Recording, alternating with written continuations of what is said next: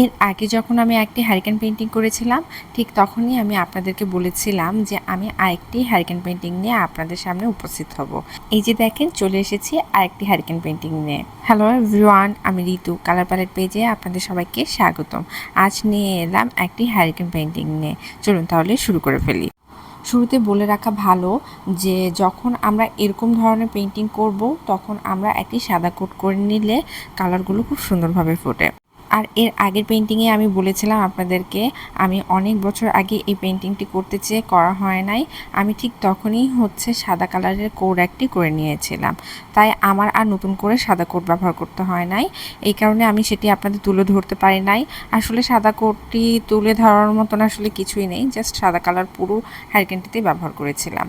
তারপর আমি পুরো হারিকেনে ব্যবহার করেছি নীল রং। নীল রংটি একেবারে ডিরেক্ট রং ব্যবহার করে নিয়ে এখানে সাদা রং ব্যবহার করে একটু বলা যেতে পারে আকাশি কালারের মতন করে নিয়েছি। তারপর আমি আস্তে ধীরে দুই সাইডে কিছু ফুলের মতন করে নেব। প্রথমে নিচের অংশটুকুতে অর্থাৎ যেখানে আলো জ্বলবে তার উপরের অংশটুকুতে আমি একটি ফুলের মতন করে নিয়েছি, কিছুটা পদ্ম ফুলের মতো, এবং চার সাইডে আমি কিছু টিয়া কালারের পাতা করেছি এবং সেগুলোতে শেড ব্যবহার করেছি অলিভ কালারের।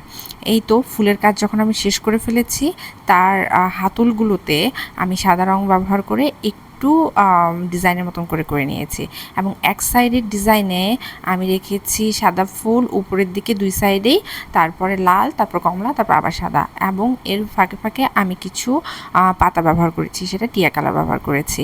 আর নিচের অংশটুকুতে উপরে যে পদ্ম ফুলটি করেছিলাম ঠিক সেটারই বড় সাইজের একটি পদ্ম ফুল করেছি এবং পাতাগুলো সেম প্রসেসে করেছি। এবং আমার হারিকেনের অপর পাশে আমি সেমভাবে ডিজাইনগুলো করে নিচ্ছি। এখানে কোনো অন্য ধরনের ডিজাইন না, যেহেতু দুই সাইড একটি হারিকেন, সেক্ষেত্রে দুই সাইড সেম হবে, এটাই স্বাভাবিক। সেক্ষেত্রে আমি দুই সাইডে একইভাবে ডিজাইনের কাজগুলো করে নিচ্ছি।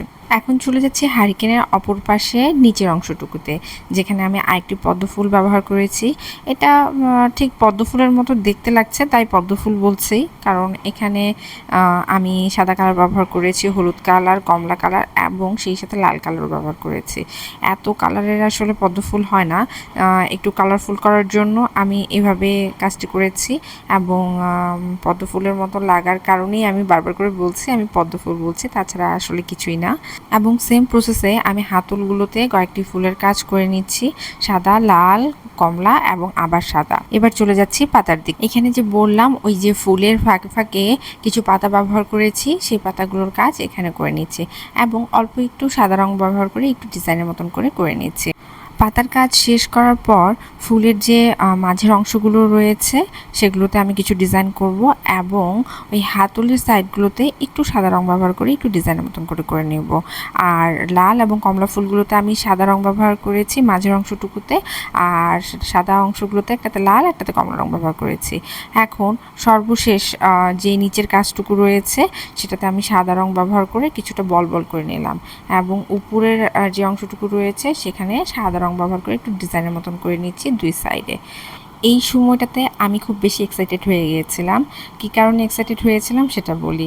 কারণ অন্ধকার হয়ে আসছিল আর আমি সবসময় প্রকৃতির আলোতে কাজ করতে পছন্দ করি, লাইটের আলোতে কেন যেন আমার ভালো লাগে না।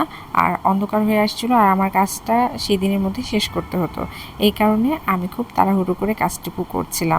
মোটামুটিভাবে সব জায়গায় কিন্তু আমার কাজ কমপ্লিট হয়ে গেছে। এখন উপরের যে সাইডটুকু সেই সাইডটুকুর কাজ বাকি রয়েছে।